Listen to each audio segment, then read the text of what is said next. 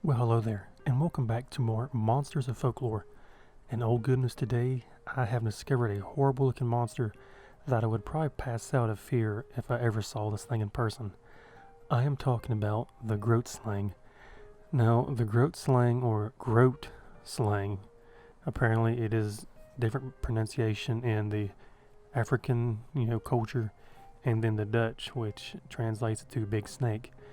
Now, it's a legendary cryptid that has a reputation to dwell in a deep cave in South Africa.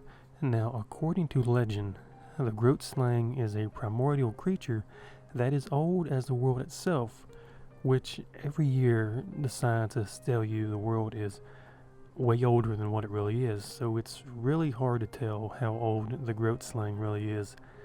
Now, tales state that the gods, new to the crafting of things, made a terrible mistake in the Grootslang's creation and gave it tremendous strength, intelligence, and made it very cunning.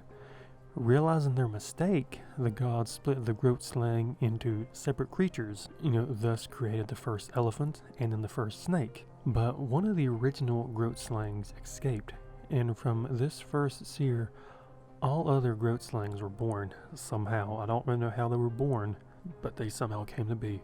It is claimed to devour elephants by luring them into its cave, so it's kind of ironic though if you think about it. The Grootslang is an elephant/snake, so it's eating elephant. The cave is known as the Wonder Hole or the Bottomless Pit. Supposedly it connects to the sea, which is 40 miles away. According to local legend, the cave is filled with diamonds. It is also said to live in warm rivers and lakes. In Benin, it is said to be a huge elephant-like creature with a serpent's tail. Sometimes it is depicted as a snake with orange gems for eyes.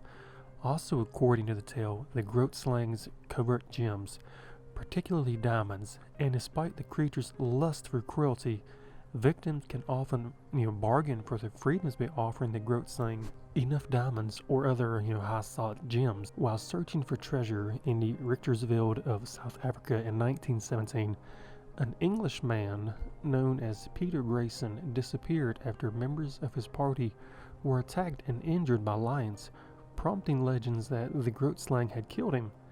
Now, does a giant elephant snake indeed live in the Orange River country, or could it have been just like a massive python? But you really don't know if maybe it was just like a massive snake like the Titanoboa, which is supposedly to be a real thing, but of course it wasn't that, or something of the sort. Now, do I believe that the Grootslang is real, or maybe it was? I really don't know. But now I do believe though that giant snakes do exist, because you have anacondas.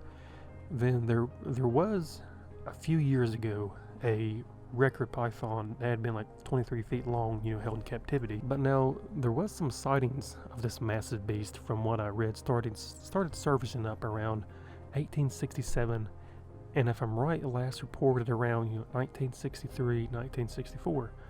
Which I'm about to read kind of the statement of that area. In November of 1963, newspapers started reporting various encounters with a water monster in the Val Dam, Free State province. Most of the reports were vague. Stanley Jacob and his father David watched a monster surface 110 yards from their boat near a certain village, apparently in February the 16th of 1964. At first, it looked like a swimming horse. They went to fetch a gun, then they returned. The animal had grayish-brown skin, smoother than a hippo's. It's really hard to tell what it could have been. It could have been just like a giant snake, because when people, I'd say, back then, it's hard to tell. You could be suffering from the heat, drugs, or God knows what, and you see like a giant snake surface up, and if you're blazed out of your mind, it's hard to tell what you're going to be seeing. But everyone, this has been the Grootslang. I hope you enjoyed it, and you might as well check out my other videos, because they're top notch. But thanks again. Don't forget to subscribe if you already haven't, and have a good one.